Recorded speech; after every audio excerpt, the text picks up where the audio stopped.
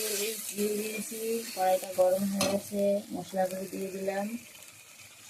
আমি এখন রান্না করব, কি রান্না করব, সয়াবিন ভেজে নিয়েছি ভালো করে গরম জলে ফুটিয়ে, তারপরে ঠান্ডা জল দিয়ে ভালো করে চিপড়িয়ে ভেজে নিয়েছি। আর এখানে দেখো কি ভেজেছি, পটল, বেগুন, কারকল ভাজা করেছি। আজকে নিরামিষ খাবো, সোমবার। আর এখানে যে আলু কেটে নিয়েছি, কেটে ভেজে নিয়েছি। আর এখানে দেখো পটল ভেজে নিয়েছি। তার মানে এখন আমি রান্না করব এই যে সোয়াবিন, পটল, আলু দিয়ে তরকারি। আর মশলা কিছুটা বেশি হয়ে গেছে তাই রেখে দিয়েছি, পুরো মশলাটা দিইনি। এখন আমি মশলাটাকে ভালো করে কষিয়ে নেব।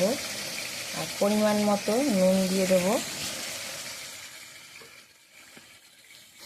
পরিমাণ মতো হলুদ দিয়ে দেবো। এটা আমি ভালো করে নেড়ে মশলাটাকে ভালো করে কষিয়ে নেব।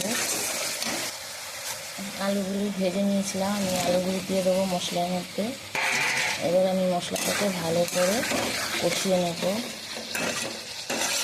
আর এখানে বসিয়ে দিয়েছি ডাল, মটর ডাল, প্রেশার কুকারে সিটি দিয়ে নিয়েছি মটর ডালটা। আর এই যে লঙ্কা, আমরা দিয়ে টক ডাল বানাচ্ছি। দেখো ফোড়ন দেওয়া হয়ে গেছে, ডাল হয়ে এসছে। এবার আমি নামিয়ে দেবো ডালটা। আলু মশলার সঙ্গে আলু দিয়ে আলুটা কষিয়ে নিলাম। আর এখানে সোয়াবিন ভেজে রেখেছিলাম, এই সোয়াবিনগুলো আমি দিয়ে দেবো। এবার মশলা আলুর সঙ্গে কষিয়েছি, এবার সোয়াবিনটা দিয়ে মশলার সাথে আলুর সাথে ভালো করে কষিয়ে নেব।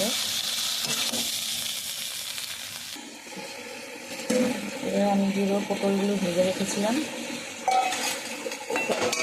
আলু সোয়াবিনের তরকারি বাংলা, পটল আলু সোয়াবিন তরকারি খেতে খুবই ভালো লাগে, তাই আজকে বানিয়ে ফেললাম। এবং সবাই ভালো থাকবে, টাটা বাই বাই। একটু পরিমাণ মতো জল দিয়ে দিলাম। সবাই ভালো থাকো, বাই বাই।